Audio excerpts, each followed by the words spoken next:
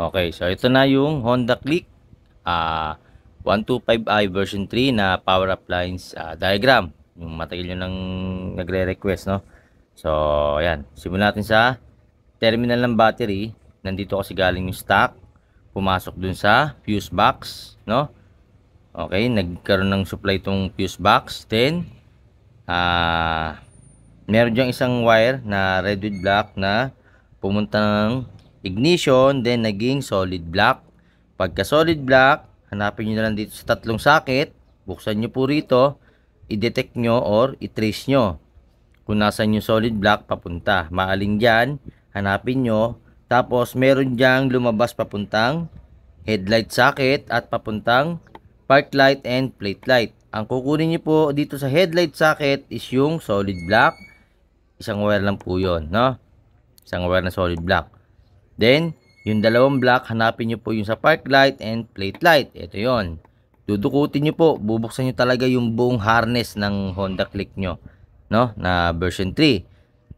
Puputulin nyo po yung mga bugkusan doon kasi naka-direct yun sa ignition coil. So, pagkaputol nyo rito, i-connect nyo sa 87 ng power relay. So, ayun, no? May tumakbo tayong wire. Makyat. Ayun. Pumunta rito. Ayan, naka-label, no? Nakalagay dyan. 87 taillight and park light. Ayun. Pumunta sa 87. Yun. 87. Maalin dito sa dalawang 87. Bahala na kayo. Choice nyo na yan kung alin. Then, ito yung isang wire.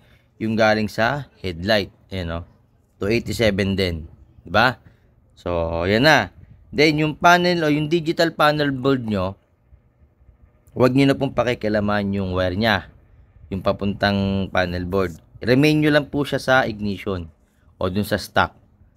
Then, maglagay kayo ng isang trigger na galing sa ignition, dun sa solid black, dun sa stock, i-direct nyo po sa 85 or 86, maalin dun. Ako kasi commonly 85, yan. Lagay nyo sa 85, yan o. 85 from ACC line to ignition key. Ayan, di ba? Ilagay nyo sa 85. So, dito ako. Ngayon, nakuha nyo na yung headlight, yung park light nya, saka yung plate light, saka yung sa brake light, o yung park light ng brake light. Ayan, magkakasama na yan. Pag nalagay nyo na sa 87, tas nakuha nyo na 85 going to ACC para mag-trigger yung relay pagbukas ng susi. Then, yung 86, direct to the ground. Ayan, no? Diba? Ground. Direct sa battery. Okay? Then, maglalagay kayo ng 30. Fuse, 15 amps. Going to 30 ng power relay. Tapos yung isang 87, kung may MDL kayo, lagyan nyo na. Ayun. Papuntang MDL. Alam nyo na. Hindi ko na kailangan ituro. Ito na po yung diagram na hinihingi ninyo. Pwede nyo i-screenshot or pwede nyo pag-aralan. Ngayon, kaya kahit bigyan namin ng diagram to, iba pa rin kasi sa actual. So, minsan, sa manufacturing, medyo nasa gitna yung duktungan, minsan nandun sa may bandang paahan, minsan nandun sa bandang taillight. So, i-isolate nyo po talaga yan. Kahit na ibigay po namin yung diagram nitong Honda Click 125B3, kasi nga, still, mag-actual po kayo. Mahirap po talagang i-detect. Kailangan nyo talagang buksan yung harness. So, yun nga, tulad ng sabi ni Mentor Becky Works, no? Mas mainam pa yung actual. Pati dun sa Aerox, sa NMAX. So, iba pa rin talaga yung pag-actual yung ginawa. So, ito, guide lang to, ha? Hindi ibig sabihin na pag binigyan kayo ng diagram, ibibigay namin lahat yung sagot. Hindi po ganun. Binigyan namin kayo ng basic na knowledge. Kayo na po ang mag-expand ng learnings. So, tulad po ng ginawa ko, nung ako yung nagpa-power appliance sa sinusubukan ko yan, nag-eksperimento ako. At the same time, tinuklas ko sa sarili kong paraan. Hindi po ako tinuruan ni Becky Works na binigay lahat ng idea. Hindi po. Ang ginawa lang po sa akin ni Mentor Becky Works is, nung kausap ko siya, simple lang.